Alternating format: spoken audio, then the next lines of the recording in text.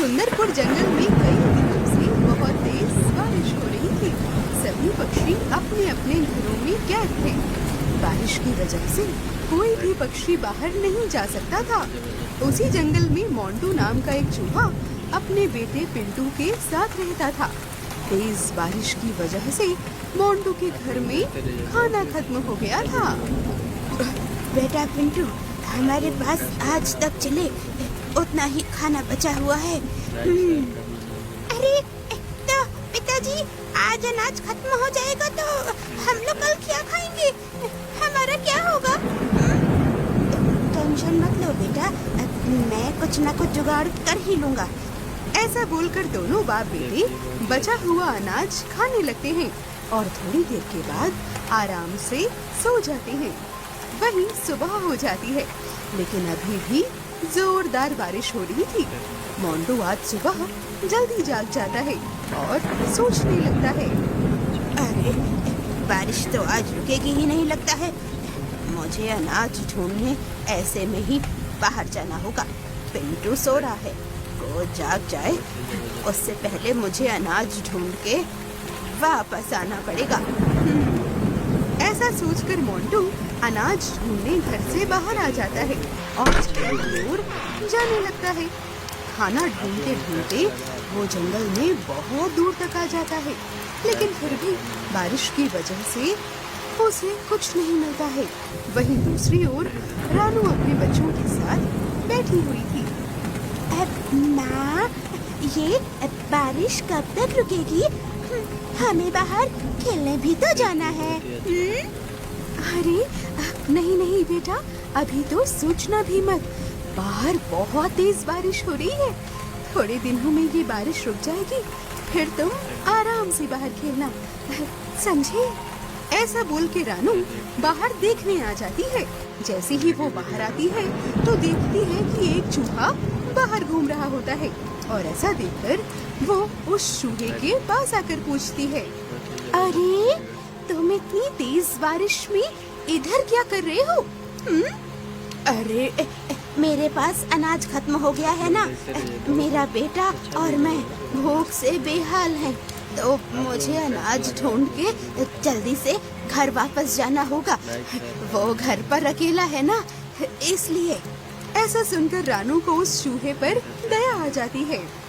अच्छा, अगर ऐसी बात है तो मैंने ना पहले से ही बारिश के लिए अनाज इकट्ठा करके रखा था।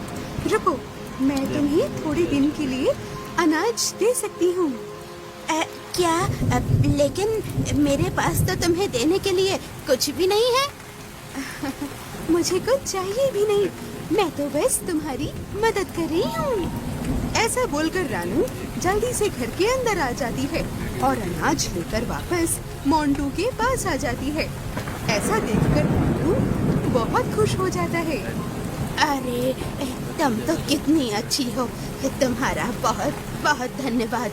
मैं तुम्हारा ये एहसान कभी नहीं भूलूंगा। अरे इसमें एहसान कैसा? ये तो मेरा फर्ज था।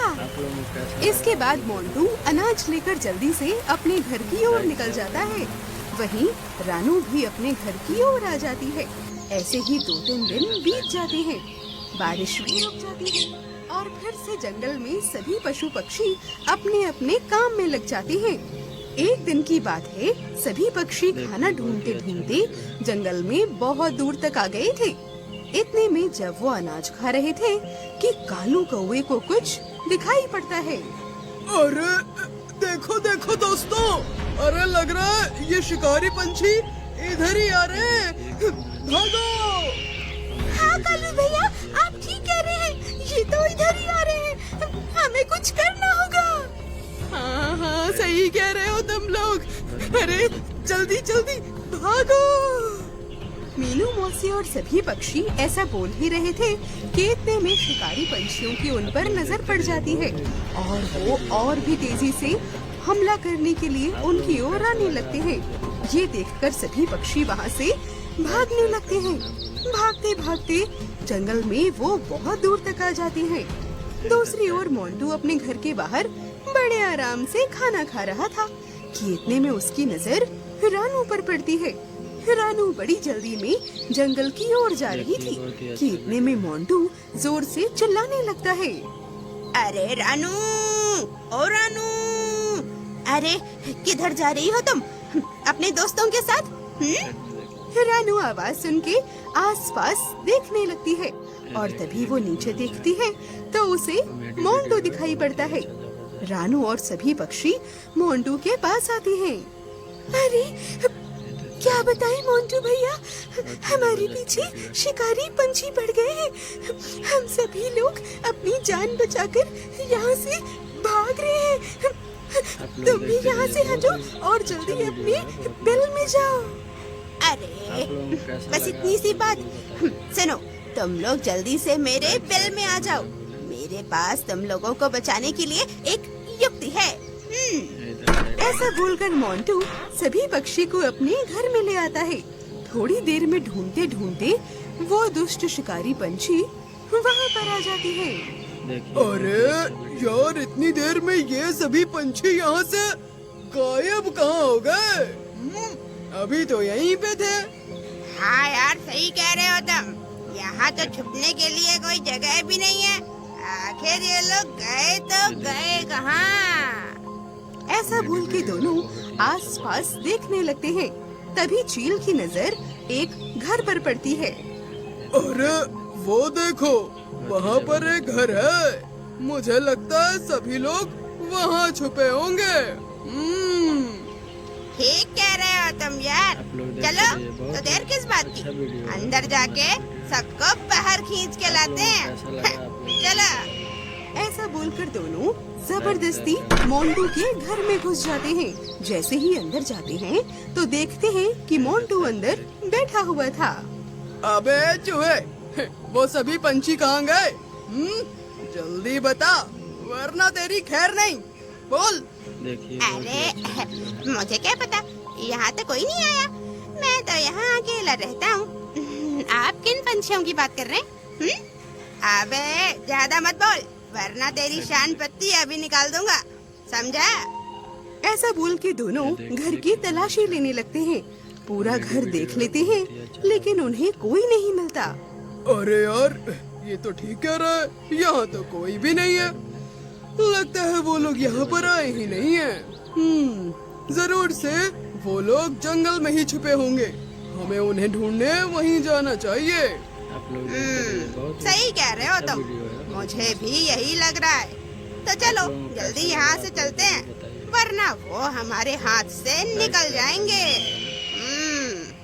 चल बच्चू, अभी के लिए तो हम जा रहे हैं। आज के लिए तो तू बच गया, लेकिन अगर कहीं वो लोग यहाँ मिल जाते तो मोर मोर कर तेरा कीमा बना डालता मैं, समझा?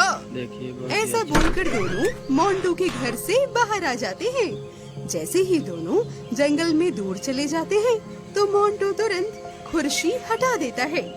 दरअसल मोंटू ने बड़ी चालाकी से सभी पंछियों और अपने बच्चे को अपने घर के बनाए हुए खुफिया कमरे में छिपा दिया था।